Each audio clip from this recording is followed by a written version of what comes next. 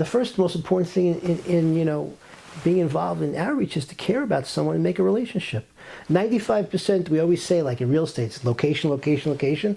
In outreach, it's relationship, relationship, relationship. Wow. A real caring relationship with another person. See, it goes beyond philosophy. It goes beyond truth.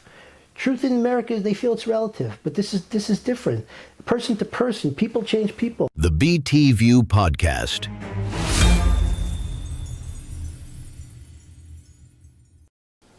Shalom Rabbi Simcha, welcome once again to the BT View, dedicated to bringing the fascinating sincerity of Baalei Tshuva and their mentors to light, in order to give strength and chizuk to the entire extended community.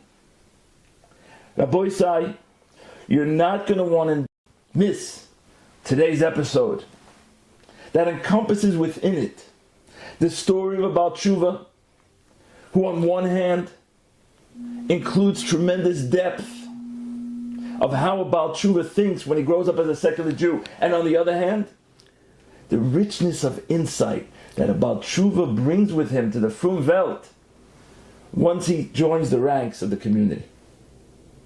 All of that is included in the story of Rabbi Simcha Barnett. Shalom Aleichem, Rabbi Simcha. Aleichem Shalom, Rabbi. Rabbi Simcha, I think we go back over 30 years. Yeah, we do.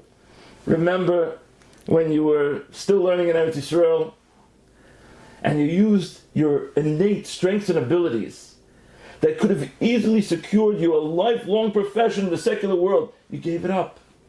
And now you use those same strengths to proliferate knowledge of Hashem, of Torah, of Judaism to the whole world. It's just, for me personally, it's refreshing, it's inspiring. Your life is an inspiration. Thank you. So I want to thank you personally it. for that. It's a mutual inspiration society. It always has been. It's a pleasure to really be with you as well. I finally remember those days.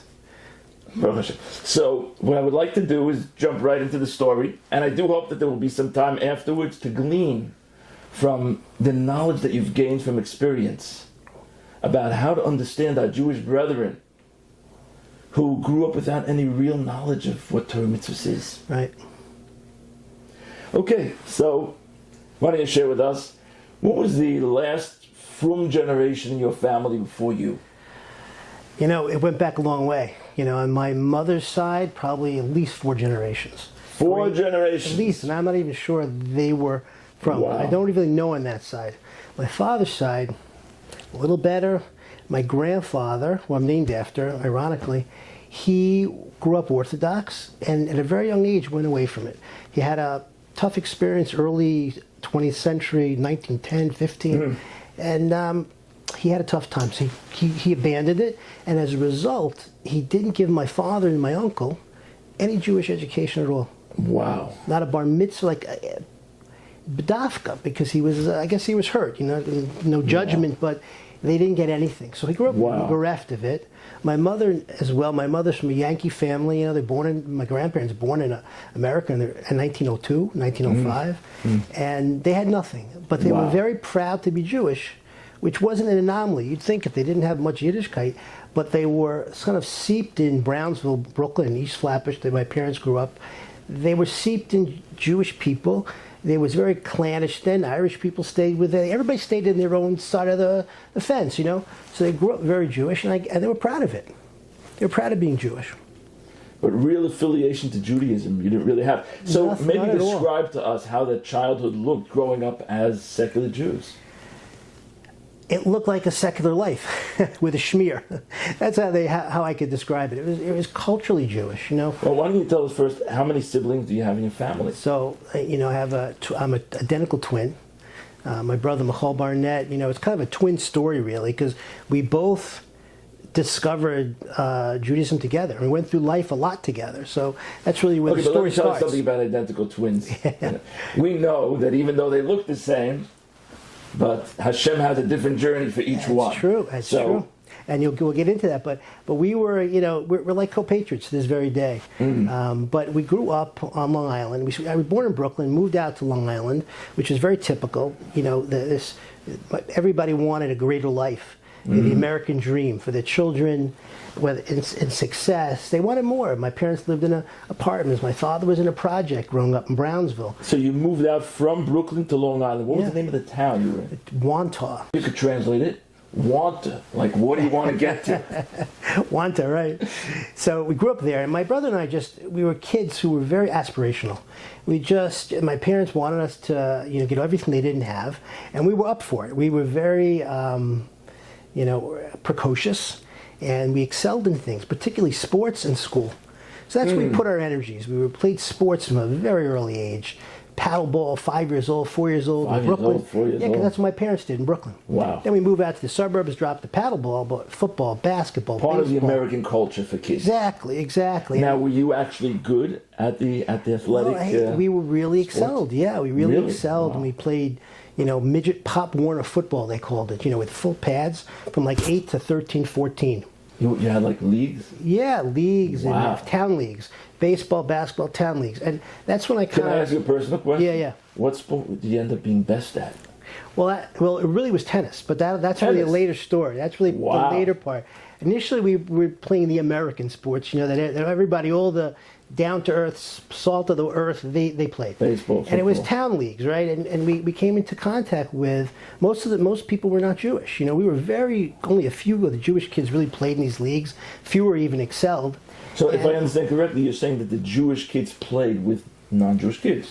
Yeah, because the town really, my neighborhood was a Jewish little new neighborhood, but the whole town was a middle class Because your friends from the sports games were not Jewish. Right, and I built the character, and we loved it, and we were excelling.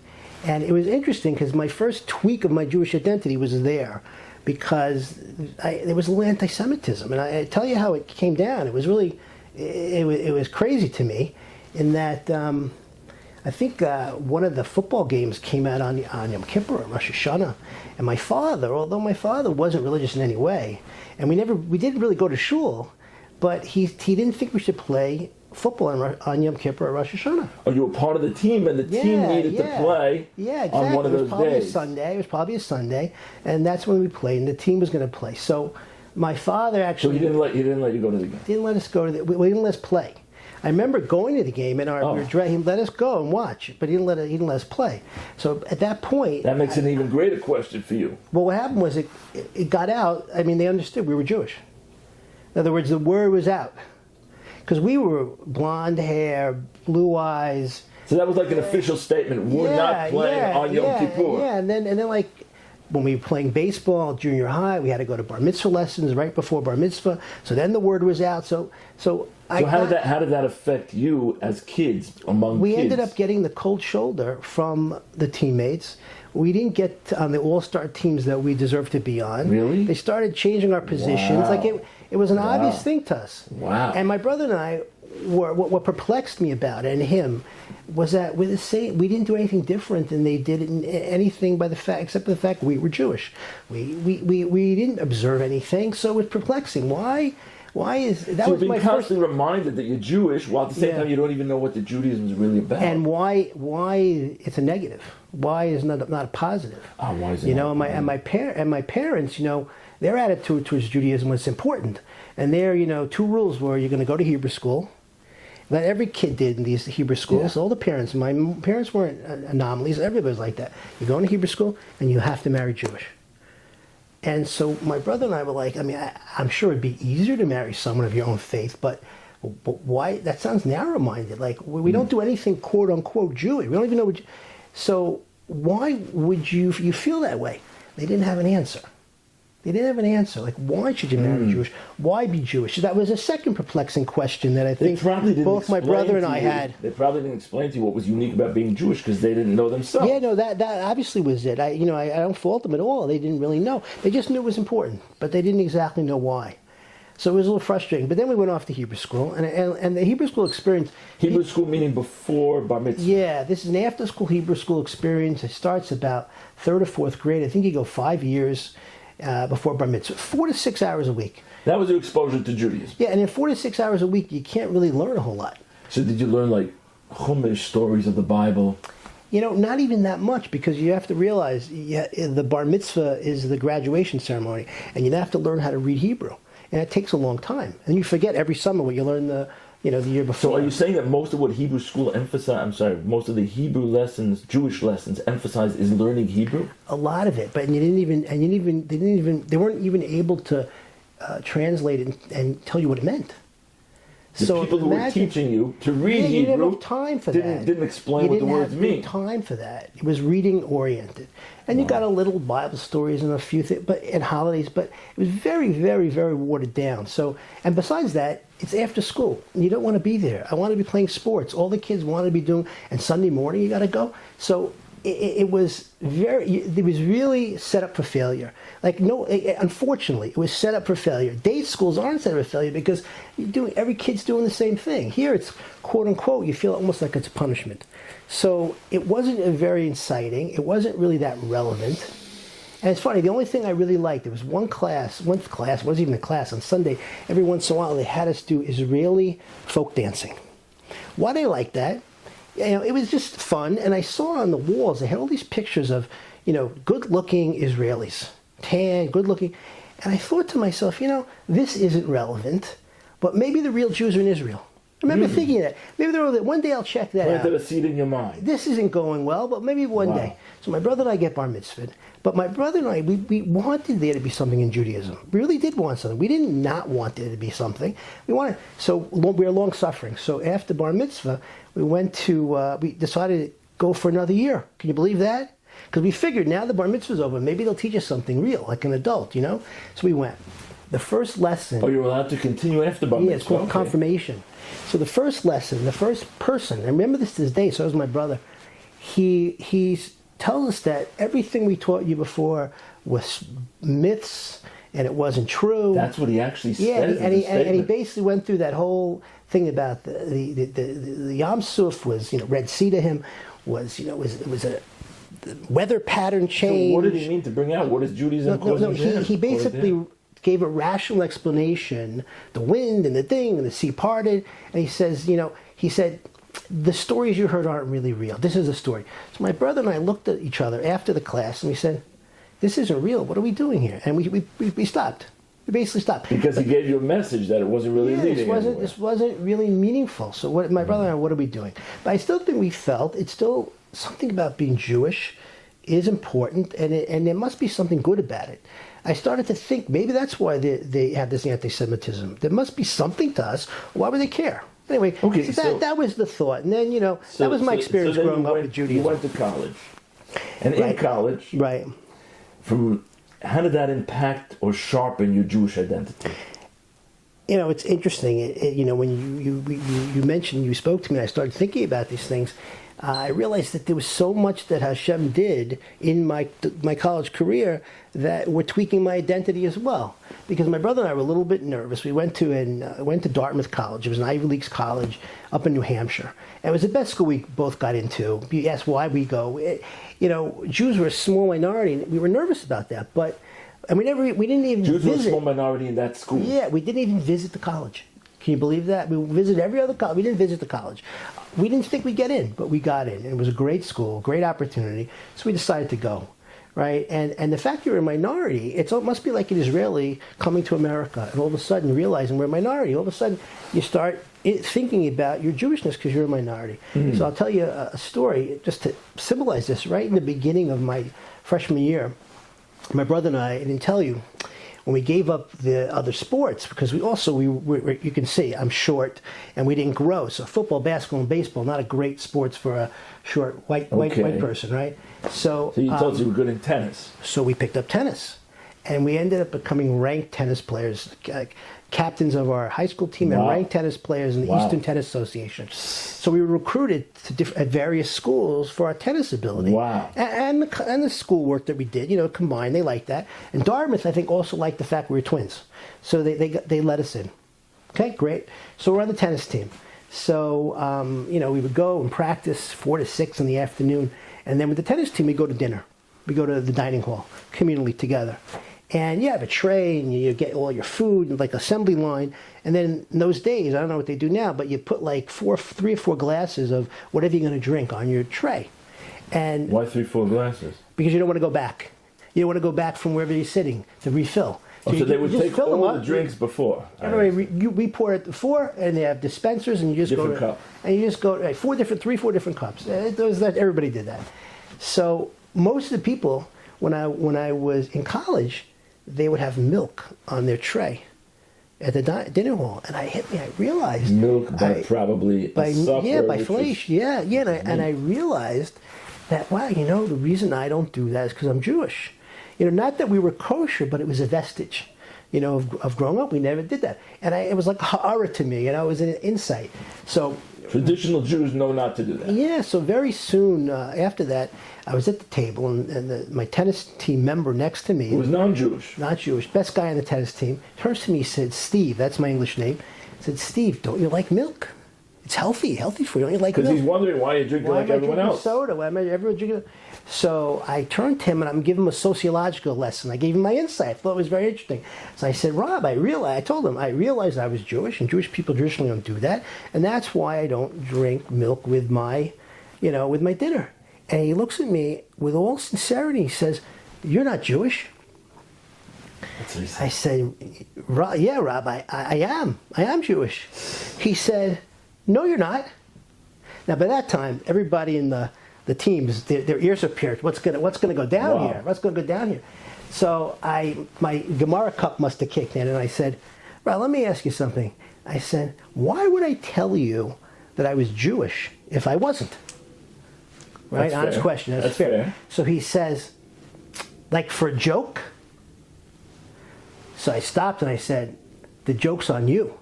Because you really were Jewish. And then I said, "Can we still be friends?" Now he didn't mean anything by it. We actually became roommates. He didn't anything So by it. what did that incident sharpen for you? What did it clarify for you?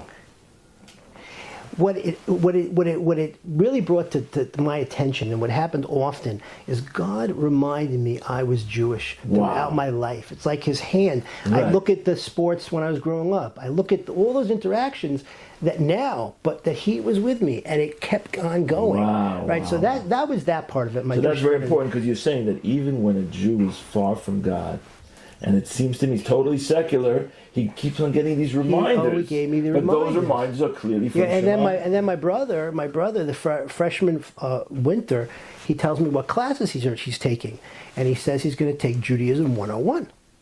And I said to him, "What are you doing? You wanted to take a class in Judaism. In Judaism, what are you wasting mom and dad's money for? You know all about Judaism. You could take a class on Christianity or Hinduism. Why Judaism?" I was like aggravated. It was funny how far away I was. How far? So he actually, the Ashkacha was a visiting professor, came from Cornell, that was an Orthodox professor. Not very many of them. Orthodox Jewish. Wow. Yeah, not very many of them. So he actually had Had a very good experience. Good experience with Judaism 101. which he shared with Wow. me, and it moved him along. But it shows us again how Hashem is watching Absolutely. the neshama no matter where they are. Absolutely. Which is amazing. But the thing Which is about amazing. Dartmouth, and I have a lot of akars tov for them, a lot of gratitude, is that it opened me up intellectually. I started, it was liberal education, and the way liberal education works is you're learning about life and humanities and what's meaning and how people tick and how the world works. The meaning, you were looking for meaning. Well, I obviously was looking for meaning, but I didn't know it. But that's what the classical education leads you to. All Harvard, Yale, Dartmouth, they all were classical humanities. Learn about life. Try to discover the truth. Try to the truth, and then follow So what where it classes goes. did you take in that vein that helped So you? I took if you're not even, yeah. if you're not, you don't even know what the Judaism So is. I took philosophy. Philosophy. I took Greek philosophy, and I took politics.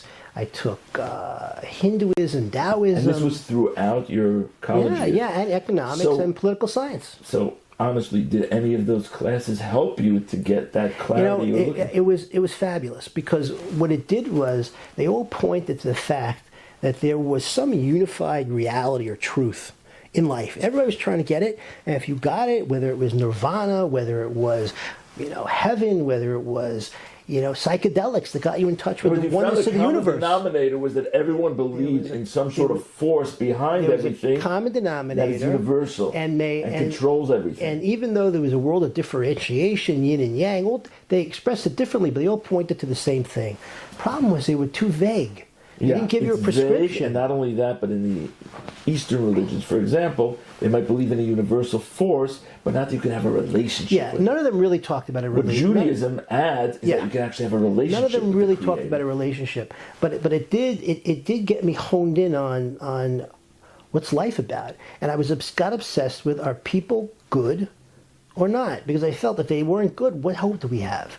What I was really searching for was God Well, and you're the saying just the Neshama. opposite. People are really looking for the truth. They are looking for what's good. Well, all I know is I wanted to know that. It seemed to matter to me. I defined it as good because I wasn't up to an idea of God or truth. I was holding by good. Really? Wow. You understand? So that's kind of the progression, but it really opened me up. It got me ready, right, for what would take place later. Wow. Okay, so now you could graduate college. Right. You get a job. From what I understand, it was a very successful job, and you were doing very well. So Right. why would you even take a leave of absence to go on a trip? Right. Well, first, first you have to realize, again, I was caught between this idealism of trying to find out what life was about. On the other hand, living the American dream, what my parents wanted me to do, which was become successful. So practical, idealistic. It was too, so. You felt that angst? Oh yeah, absolutely. So while I was trying to... So just to stop for a minute, it could be that many Jewish students who are secular, even if they're not really Bali Tshuva, maybe they go through this angst. It could be. I think I did it early, I call it an early middle life crisis. I think what happens for most people, as my experience has gone on, the world, once they graduate, sort of pushes them in a direction of realizing, is there more here? But I started a little early. I think that was the truth. You looked for, is there more? I But was once you looking look for and the looking, is there yeah. more, and you sort of sense there is more, then it becomes... And I was on a journey, an becomes intellectual journey and experiential journey. So anyway, I liked finance, economics, and I got a really good job. So did my brother, top investment bank at 2 banks on Wall Street. Wow. And we did really well, and it was a great job, and it was public finance banking is what I did. Little idealism, a lot of business. And I read a lot. I still read about, personal development and about mythology. I read a lot. So I was continuing the journey. And also I was working. I was working a lot. I was doing well. And I remember also going in the subway down to Wall Street, right from my apartment. I had an apartment with a couple of friends. And I would see older people 20 years older than me, 25 years, obviously commuting from New Jersey or from Long Island. And they were in the subway going to Wall Street, right? Yeah. I looked at them. They looked a little dead in their eyes to me. I felt it. Going down subterranean into the. In other words, it's almost like a glimpse. What will take place in 25 years? Exactly, and that actually moved me. Wow. Quite a bit. Wow. Quite Amazing. a bit. So fast forward, a couple of years later, I was still progressing, and I got promoted, and had an opportunity to go to San Francisco. So you were a few years at the job. Yeah, wow. I was 2 years in the job, and I got a transfer to San Francisco with a promotion. Wow. And I felt San Francisco, I could be outdoors, which is what I love to do. And it wasn't, New York, you were defined by the dollar signs on your paycheck, with the deals you were doing. San Francisco wasn't like that. So I felt this was closer. So your dream job. Exactly. It was the combination of the finance, the money, and also the pursue what life's about, right? And I did that. I had 2 great years out in San Francisco. Wow, you actually went to San Francisco. Wow. And I actually. So let's get to the point. What changed for you? Where was that point that you actually left the business track? Well, what happened was, I guess I just wanted more. And I saw at that point more was probably education, and I decided, I thought I was going to go to law school. Again, it was a similar thing, practical, yet it was deep and meaningful. And right, I thought, I don't know if I was fooling myself, but I would combine these 2 things, right? And I decided I was going to go to law school, and I also wanted an adventure. I wanted to go travel. That time, I made a lot of money. I saved a lot of money. I didn't suspect I couldn't get another job or couldn't do whatever I wanted. So I wanted an adventure. So I wanted to travel a little bit. And I also wanted to go. So I decided though not to go to law school because at the end of the day, I didn't think I wanted to be a lawyer. I just think I wanted to do the education. I was like, that doesn't, In other words, you got that's to not the practical. true point you were looking for. Exactly. So then I said, okay, I'm going to travel. So while this was going on, one of my bosses in San Francisco told me, I was getting into cycling. I was again athletic, getting into bicycling, right? Cycling, and he told me you got to go to Oregon. There's this unbelievable trip the state commerce department puts on, 350 miles. They carry your stuff, they put you up, and it's amazing. Trip. Yeah, 350 miles over a week. Wow. So I go on this bike trip. I'm excited. 1,000 people on this bike trip. Really? And I didn't know anybody. I went out there all over the United States. So I go to this bike trip, and they give you a bike map. There's no phones. It was before cell phones. And on the second day of this itinerary, it says, for anybody wanting to go to Rosh Hashanah services, go to this synagogue. There was the map. For the Jewish students. For the Jewish people that might be interested. When students, it was really people of all different ages, you know. And what hit me first was, I cannot believe it's Rosh Hashanah. You didn't even know it was Rosh Hashanah. I didn't even know Rosh Hashanah. That was far. That's how far away I was from anything, right? I didn't even know. So I'm like, that's cool. If nothing else, it's gonna be a great story to tell my kids, right? So I take. You wanted to try it, of course. Cultural experience. So they had like a it was a Reformed community service. A place to stop off. Yeah, I believe this was Corvallis State University, or Oregon State University in Corvallis. And we went to this little community synagogue, and professors and different people, Jewish people, and it ended up that about 10 other bikers ended up being there, 10 other people on the trip. And it was really fun, and they gave us a group aliyah, all of us, in our spandex bike clothes. You never forget that. So again, on Rosh Hashanah. Yeah, so this is Hashem again saying you're Jewish. Even when you go into this bike trip in the middle, even if you didn't know it was Rosh Hashanah, I'm going to show you Tatala. It's Rosh Hashanah, And we're all davening in Shul on Rosh Hashanah in Eretz Yisrael, and there are Jewish people getting an aliyah on the other side of the world on Rosh Hashanah in bicycle clothes. So why am I bringing this story about there? Because then I went back to New York, quit the job, went back to New York, was teaching tennis.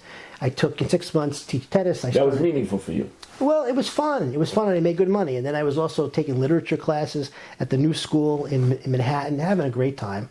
And I said, before I go back to work, I'm going to try to get another job, maybe more of my liking. I'm going to take an adventure, 6 months, right, somewhere. So I thought to myself, where should I go? So in Oregon, all the bikers were telling me one of the greatest places in the world to bike is New Zealand. New Zealand. After Australia. Right, next near Australia. And the reason why I chose to go there, right, was because it was like September, October, and you can't bike in Europe or any place like that. It's too cold and rainy.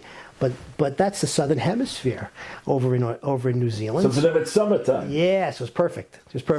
We had to wait 1 or 2 months, and I could go to New Zealand.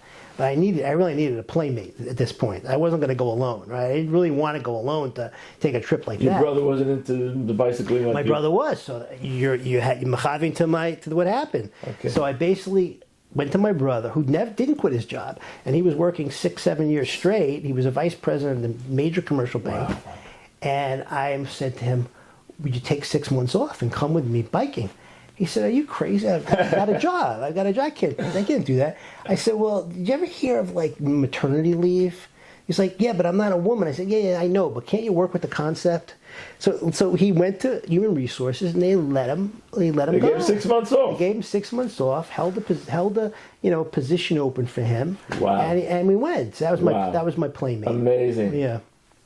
So you did end up in New Zealand? Right. So the trip was to go to New Zealand and back, but somebody told me for a couple of $100 more, $200 to $500 more, you could go all the way around the world.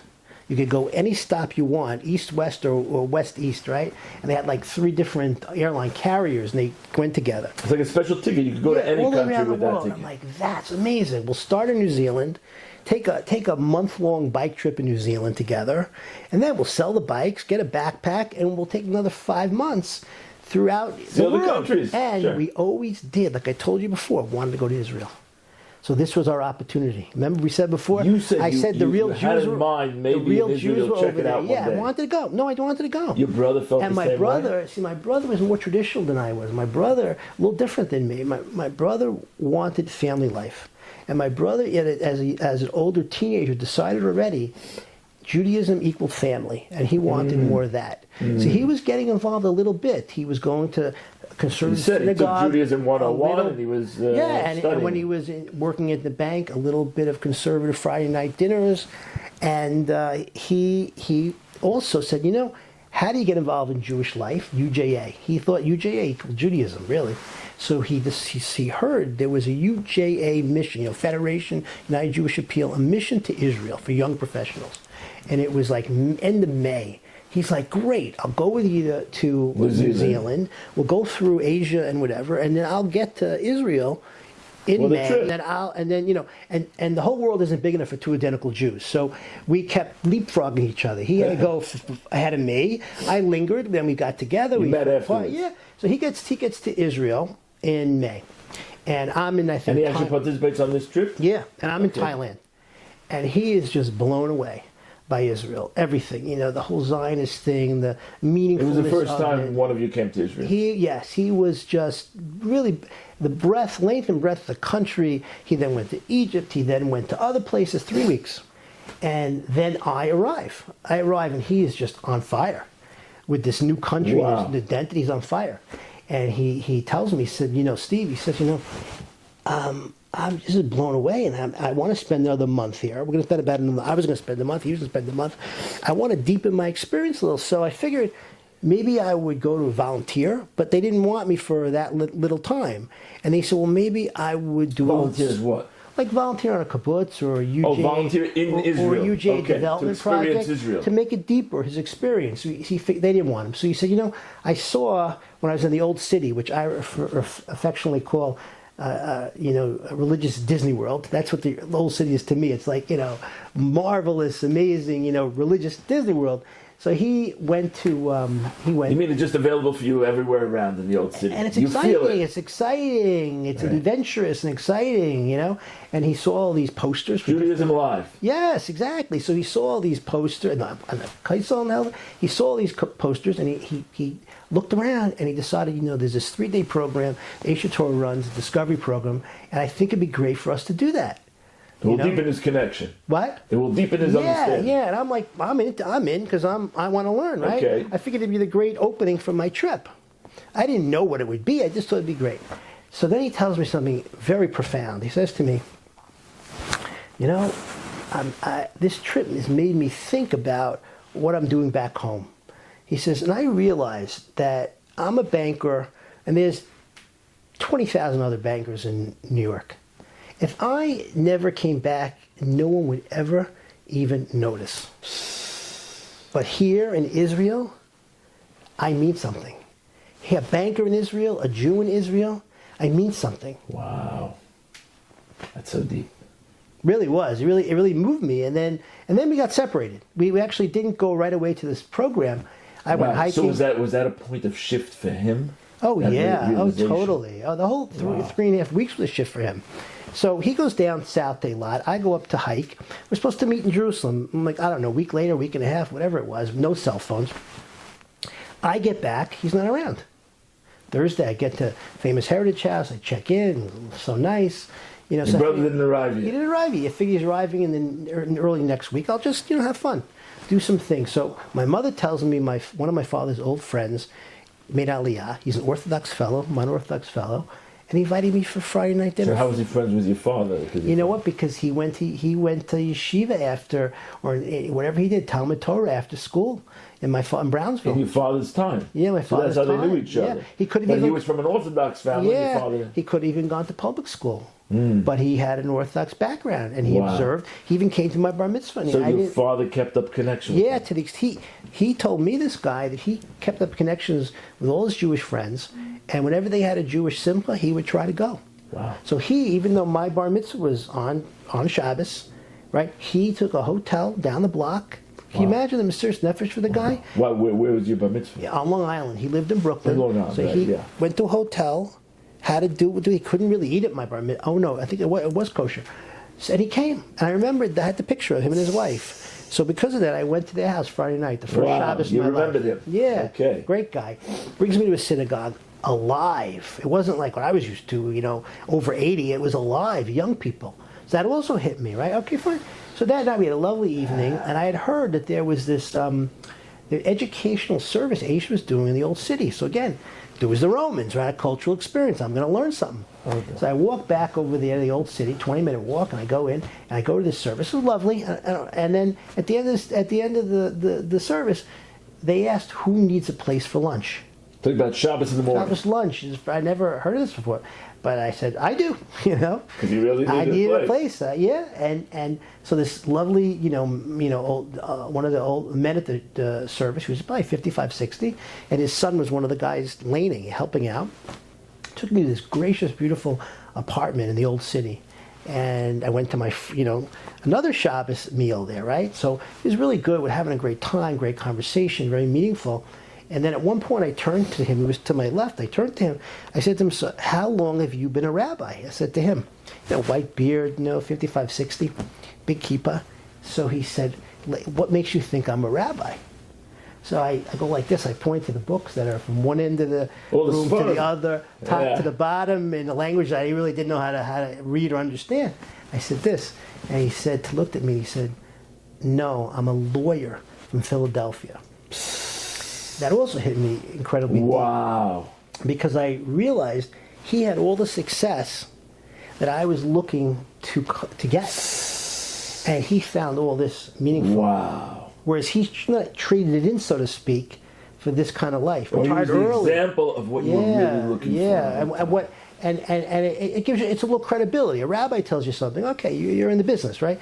But here is a... He wasn't trying to sell anything. Exactly. He was living it, And that was the first time I realized, and I think the audience should realize, how much a earnest, wonderful Erlich from Yid interaction, who's in business or in medicine or whatever, just regular person, not a rabbi, a regular citizen, what amazing impact they can have. That interaction. On a less from wow, person. That's so that was a point of shift for you. That was definitely a shift. And then the second thing, it was the first of the learning was tremendous. The depth of Judaism, I always joke, it wasn't my old grandfather's Chevrolet. It was this new Judaism. It wasn't what I was used to. It wasn't meaningless or irrelevant. It was totally relevant. Right, because in traditional Judaism, it's more like rituals, and it's without that much meaning. Yeah, exactly. And this was the opposite. So it's not alive. Wasn't alive. And also the derech, the Rav Noach, Zatzal, of His Torah it's from the Ramchal and others. It's in the derech of a HaKadosh Baruch Hu wants to give you all the pleasure in the world. He wants to give you everything. It's lech lecha. Go, not for me. I give you. It's for you. Lecha la'naska la'tovasacha. It's for you. And that to me, it's not that I have to worship God, otherwise it's going to be angry. But that's an amazing shift. Yeah. That was a blow-away shift in perspective. You mean it's not for you when you give me a command? It's for me. It shifts the whole understanding of Judaism. Right. It becomes, what can I get out of this? And that was Rav Noach's there. And Rav Noach emphasized 5 levels of pleasure. And he emphasized Torah's Chaim, meaning that it's instructions for you to have a better life. So better marriage and better relationships and family. And so this really appealed to me. And I really believe it would appeal to any Jew who's not affiliated. Right? He's just, if they were introduced. Just most unfortunately don't get that introduction. Wow. Amazing. And by the way, that's why I was obviously, it's idealistic. My story is idealistic, one of idealism. Right, but your search for idealism. No, I was also idealistic. I wanted to believe in a world that was good.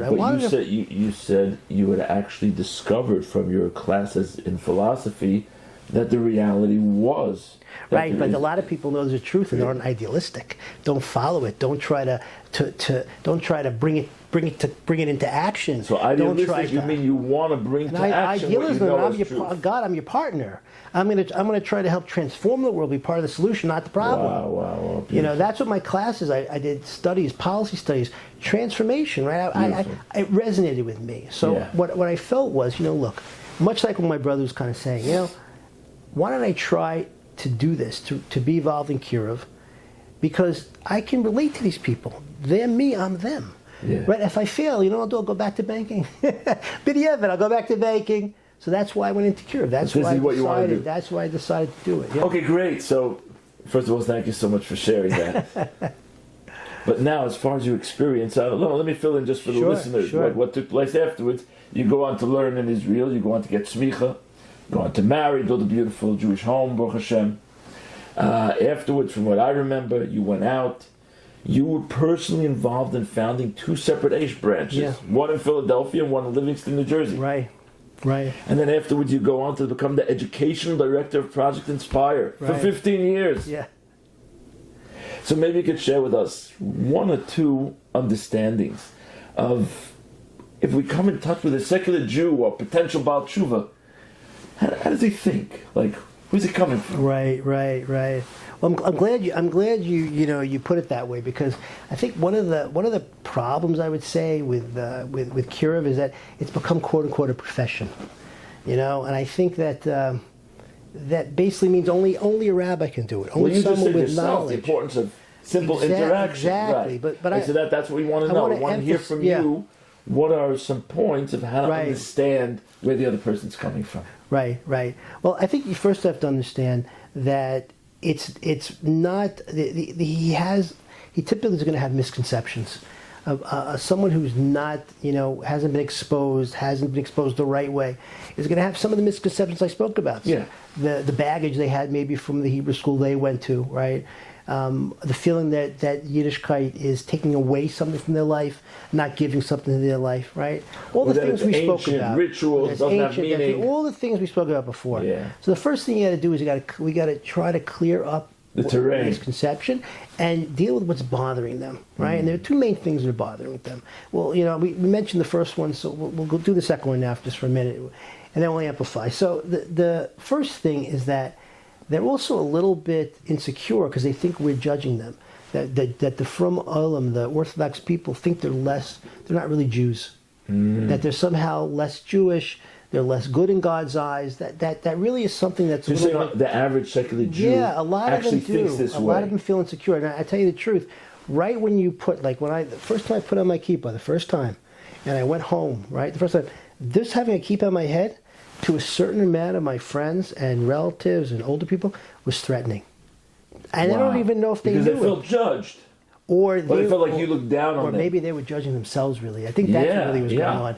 Obviously. They were feeling the guilt, perhaps. The neshama was feeling something deep inside, and they projected it onto me that I was judging them. Right, because you're not really judging them, but they feel that. I'm not saying that some Orthodox people might. And it's wrong. And if you do, it's totally wrong. In other words, judging a person who didn't grow up with an understanding of Torah mitzvahs would be a wrong step. Correct. But feeling judged is what they might have from the get-go, right? So the first most important thing in being involved in outreach is to care about someone and make a relationship. 95%, we always say, like in real estate, it's location. In outreach, it's relationship. Wow. A real caring relationship with another person. See, it goes beyond philosophy. It goes beyond truth. Truth in America is they feel it's relative, but this is different. Person to person, people change people. People impact people. So you're saying that relationship is the key aspect bottom of line, Kiruv, a true, even more than all the truths that you all the chachma. Wow. And what I learned at Project Inspire from my time, we would really work on shared experience programs with from and non-from people, trips, Harusa learning, and whenever we got them together and shared with one another, and particularly when we did the learning, that's one of the reasons I started doing learning modules, like one-on-one learning modules, because it was magical. They wouldn't always even talk about the Torah. They would get to know each other, and they would light up, and they would see how much they had in common. And the impact on both parties was profound. And I got to tell you, so that was your goal, to create the relationship. Yeah, and I have to tell you, every single time the from person said, I get tremendously more out of this than the less affiliated person. Wow. To a man and a woman. That's opposite than what you would think. Opposite of what you would think. Wow. Right? That's the one thing. And the second thing, as we mentioned before, is that the second way the second thing you have to understand. Jew usually the thinks. Second thing one has to understand is that they think that Judaism is going to take their life away, right? What we end up doing is, it really is like, we He's worried he's going to lose something. Lose everything, really. The Jews accepted the Torah. They said Nasa v'nishma. Nasa is a God, and we know it, right? So now we'll hear about it. the kiruv is the other way around. It's nishma v'nasa. Nishma means show me how it's going to affect my life beautifully. Teach it to me. Show me the sweetness. Give me the Shabbos. And then I'll do it. Right. Bring me to a simcha. And then the truth becomes self-evident to them. Wow. And then they come around to the nasa. And that's what the Ola Derech is. A Karlbach, a beautiful niggin, a Shabbos meal. Torah, of course, the sweetness of Torah. But that experiential is also truth-seeking. Just a different, deeper kind of truth. And they always then come around to the nasa. Wow. So those are the biggest things I learned. That's beautiful. Baruch Hashem, Baruch Hashem. So from what I understand, today, Baruch Hashem, you run your own organization. Right. Inspire Jewish Learning. Right. Maybe you could tell us a little about that, or maybe an initiative or project that you're involved in that you feel can help the Klal go to the next level. Yeah, it'd be my pleasure. So I'm very excited about bringing from and non-from people together. And I saw that when they learn together, Torah, sweet Torah, it really changes them. And with Project Inspire, I started this, creating modules, learning modules, guided learning modules, meaning I would have a mahalach I wanted to get certain points across, and I would make it very nice with actual sources. In other words, you give them a page with the sources that they can read together, they can learn together. Learn together, Charusa Shaft, like a Partisan Torah type of thing. And I was building this curriculum. I said, you know what, I got to build this out into a full curriculum, all the issues of Torah. Wow. Because one of the things that did frustrate me about Bali Tshuva later on, that they don't go to yeshiva, their Torahs and their understanding are very fragmented. It's a vart here, a vart there, and I felt it's not a full picture. Exactly. So let me get something comprehensive. So I created creating a library of Torah learning modules for Bali Tshuva. Wow. And I'm also always thinking of ideas for the Frum community, right? So I feel, when the Frum people, let's say they hear this interview, they're going to say, I want to do something, right? Of course they want to do something. They want to be part of this. They want to be on Hashem's team, right? Of course they want to. But, I can't do it. I don't have the knowledge. I don't have this. I don't have that. That's what they might be feeling. They might be feeling that. That's above their pay grade, right?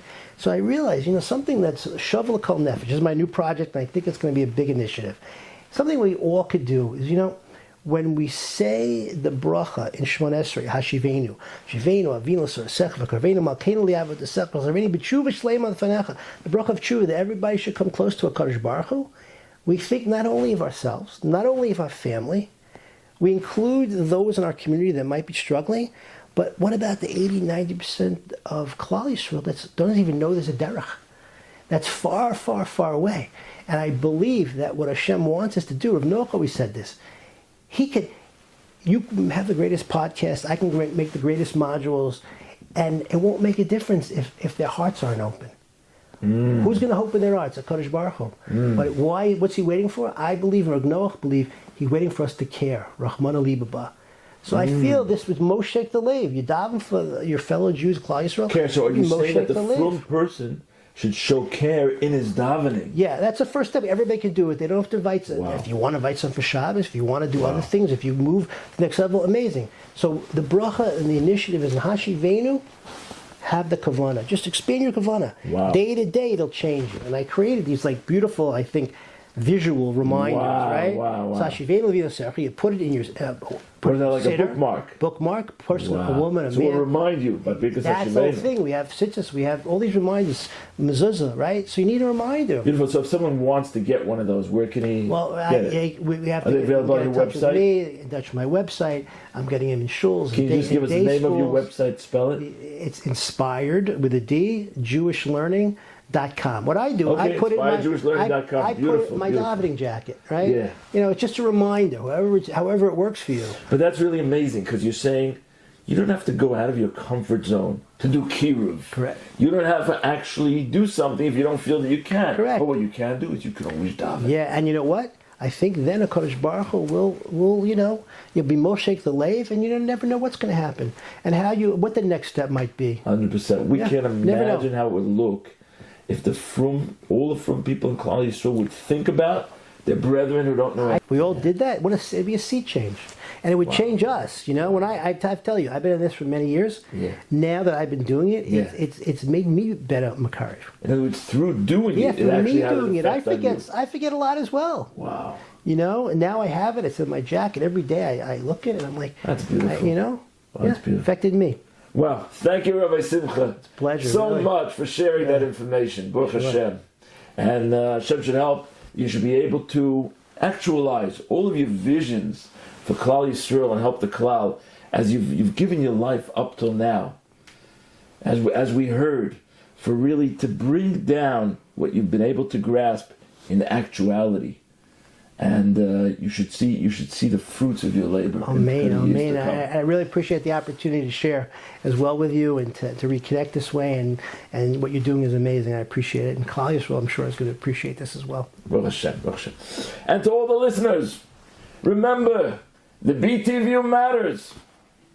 And you can help us as well by doing a subscribe or a like or a comment.